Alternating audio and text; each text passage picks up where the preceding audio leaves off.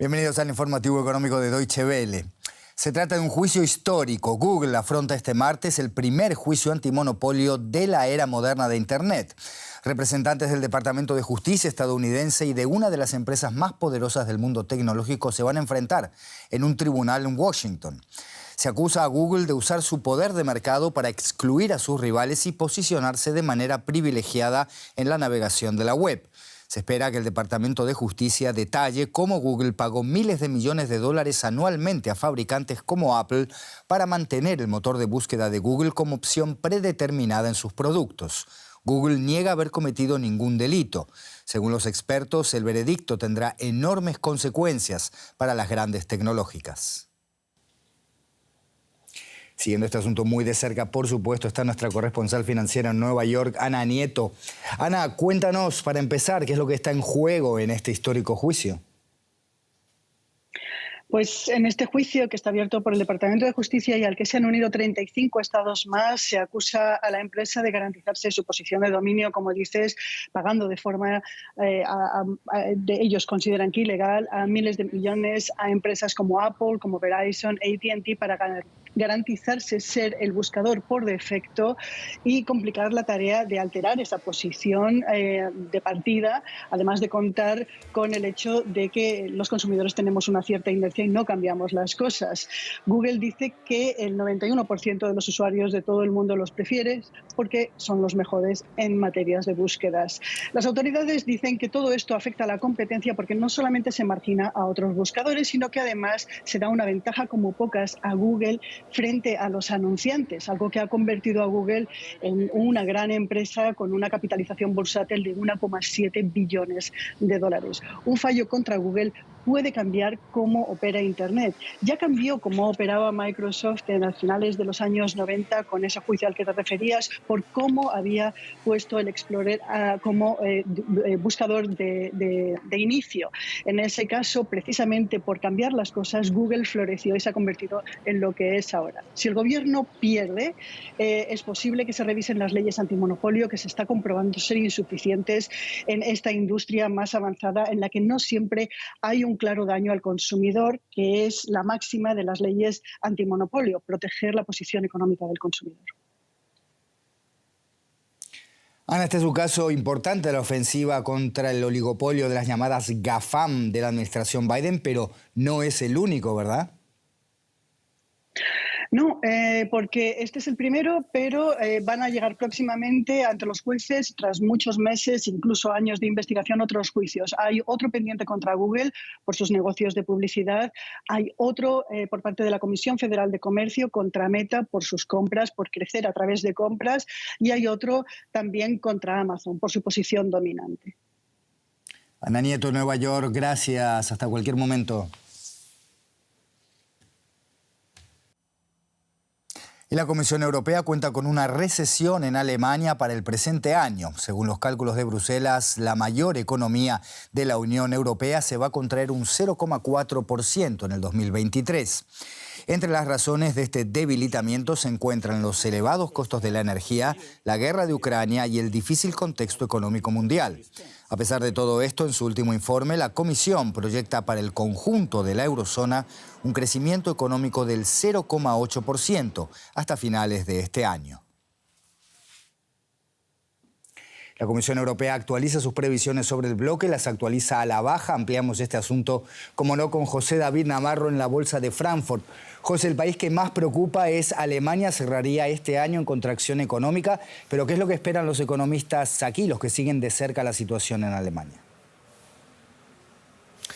Hola Andrés, ¿qué tal? Bueno, los economistas y los principales institutos alemanes coinciden, de hecho, con la Comisión Europea en esa caída del 0,4%, pero lo diferente o lo curioso, Andrés, es que en las últimas semanas se está creando un contramovimiento, podríamos decirlo de alguna forma, ¿no? Porque algunas voces de los principales institutos, el Banco Central incluso alemán, están diciendo que las opiniones que se están creando respecto a la economía alemana pueden que sean un poco exageradas. Después después de la avalancha de datos económicos, y lo hemos estado contando aquí en las noticias, sobre todo debido a la inflación, y hoy es un nuevo de esos datos negativos, y sobre todo, Andrés, después de una portada de la revista The Economist, que se preguntaba si Alemania es el nuevo enfermo, podríamos decir, de la Unión Europea en términos económicos, se ha ido creando la idea negativa de Alemania, y por eso algunos economistas principales del país están diciendo que probablemente estas opiniones que se están creando, este pesimismo, no se corresponde con la realidad. Sea como sea, Andrés, hoy, y tú lo adelantabas, la Comisión Europea ha vuelto a rebajar la previsión económica. Ahora hablamos de una contracción del 0,4% y se va a convertir en la única, podríamos decir, potencia industrializada en registrar en el 2023 estos datos tan negativos. José, esta situación contrasta con la situación en el resto de la eurozona. España, según estas mismas previsiones, crecería un 2%, Francia un 1%. ¿Van a complicar estas asimetrías en el crecimiento todavía más la situación, el dilema del Banco Central Europeo? Definitivamente, Andrés, lo lógico sería pensar que debido a que la inflación sigue siendo el doble del objetivo del Banco Central Europeo, que el mercado laboral da muestras de resiliencia, el ciclo de las subidas de los tipos de interés podría continuar un poco más. Pero dada la situación de la principal economía de la eurozona, la principal economía de la Unión Europea, es difícil imaginarse que el jueves, cuando aquí en Frankfurt se reúnen los banqueros centrales del euro, se pueda pensar en un aumento de nuevo de los tipos de interés. Y eso es, Andrés, lo que esperan los mercados para el jueves, que haya una pausa este septiembre de ese ciclo para luchar contra la inflación aquí en Europa. José David Navarro en la Bolsa de Frankfurt, gracias. Hasta cualquier momento. Vamos a ver inmediatamente otras noticias económicas de esta jornada. Vietnam Airlines firmó un acuerdo preliminar de $7.800 millones con el fabricante de aviones Boeing por un encargo de 50 modelos 737 MAX. Una delegación del fabricante estadounidense de aviones formó parte de la visita del presidente Joe Biden en Hanoi. La Casa Blanca afirma que el pedido creará 30.000 nuevos puestos de trabajo en Estados Unidos. El director general y presidente saliente del grupo chino Alibaba anunció por sorpresa su intención de dejar la división de la nube de la compañía, función que había asumido hace apenas unos meses. En su lugar, Daniel Zhang dirigirá un fondo de inversión tecnológica de $1.000 millones en nombre de Alibaba. El fabricante alemán de autos BMW invertirá $750 millones para que su modelo Mini sea totalmente eléctrico en el año 2030. La próxima generación de esta icónica gama de autos volverá a fabricarse en el Reino Unido, su país natal, en su planta de Oxford. La medida supone otro impulso para la industria automotriz británica, tras años de incertidumbre relacionada con el Brexit. Vamos ahora a Argentina, porque las distorsiones cambiarias en este país sudamericano y por el déficit sanitario del vecino Paraguay, cada vez más médicos argentinos cruzan la frontera para atender en clínicas paraguayas y más paraguayos van a sanatorios argentinos. En la triple frontera entre Argentina, Paraguay y Brasil, cerca de las cataratas del Iguazú, también paraguayos y brasileños cargan combustible en las gasolineras argentinas. A solo 26 kilómetros de las cataratas del Iguazú vive el urólogo Raúl Godoy Jara, en Puerto Iguazú, Argentina. Va a trabajar en moto y en balsa. 15 minutos por el río Iguazú hasta su desembocadura en el Paraná, en la triple frontera entre Argentina, Brasil y Paraguay. Godoy desembarca en la ciudad paraguaya de Presidente Franco. Es parte del fenómeno de médicos argentinos que cruzan a trabajar en ciudades fronterizas. Básicamente es por la diferencia en cuanto a la remuneración. Es mucho más grande la remuneración en Paraguay comparado con la Argentina, por lo menos en este momento. Godoy cobra el doble en Paraguay. En la frontera argentina con Chile y Uruguay se repite el fenómeno. Se explica por los múltiples tipos de cambio de Argentina que abaratan productos y servicios locales y encarecen los del extranjero. Pero Godoy observa otro motivo del interés paraguayo por los médicos argentinos.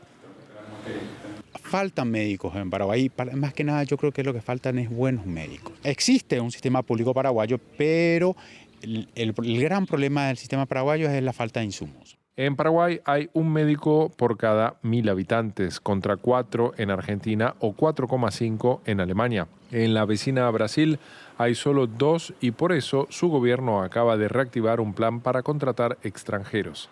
Pacientes paraguayos y brasileños cruzan a Puerto Iguazú para atenderse.